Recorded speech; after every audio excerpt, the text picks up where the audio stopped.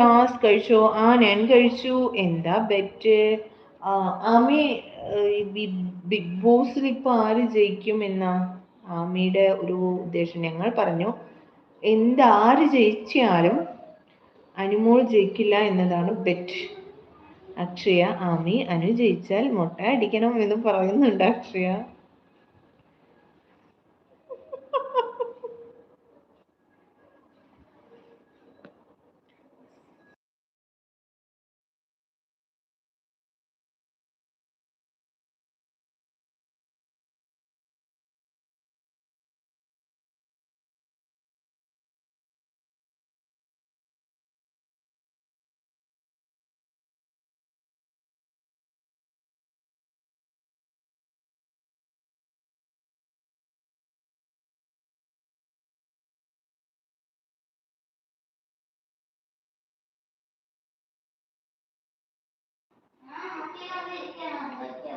അത് കുറച്ച് കൂടിപ്പോയില്ലേ ചോദിക്കുന്നുണ്ട് ആമി.